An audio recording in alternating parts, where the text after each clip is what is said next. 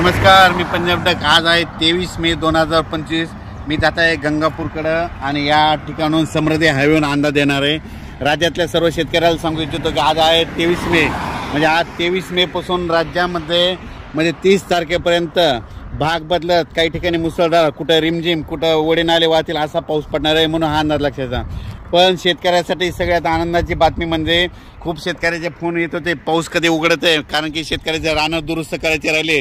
शेतकऱ्याचे आनंदाची बातमी 1 आणि 2 जूनला सूर्यदर्शन होणार आहे, म्हणून खास करून शेतकऱ्याची आनंदाची बातमी म्हणजे 24, 25, 26, 27, 28, 29, 30, 31 पर्यंत सगळ्या राज्यात महाराष्ट्रामध्ये भाग बदलत पडणार आहे, म्हणून हा अंदाज लक्षात घ्यायचा।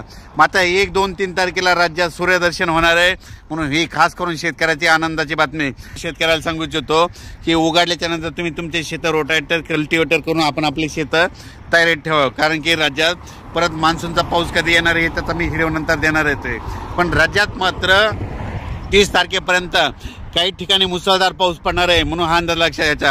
आणि त्या मुसळधार पाऊस जिथं पडणार आहे तुम्हाला एक सांगू इच्छितो की तो पाऊस सगळ्यात मुसळधार पडणार आहे मुंबईकडे पडणार आहे, म्हणजे मुंबईच्या सर्व जनतेने सतर्क राहण्याचे लक्षात घ्यायचं। त्याच्यानंतर साताऱ्याकडे जास्त मुसळधार पाऊस पडणार आहे, सांगलीकडे पडणार आहे, कराडकडे पडणार आहे, पुण्याकडे मुसळधार पडणार आहे, रायगडकडे मुसळधार पडणार आहे, पुन्हा त्याच्यामध्ये नगर जिल्हा संगमनेर भागाकडे देखील मुसळधार पडणार आहे। कोकणात सगळ्यात जास्त अतिवृष्टी होणार आहे, त्याच्यानंतर कोल्हापूरकडे मुसळधार पडणार आहे, सातारा त्या कोकणपट्टीमध्ये अति मुसळधार पाऊस पडणार आहे, म्हणून हा अंदाज लक्षात।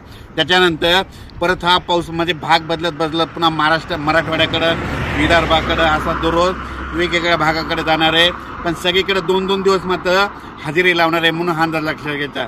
या पावसामध्ये विजेचं प्रमाण जास्त आहे, वाऱ्याचं प्रमाण जास्त आहे।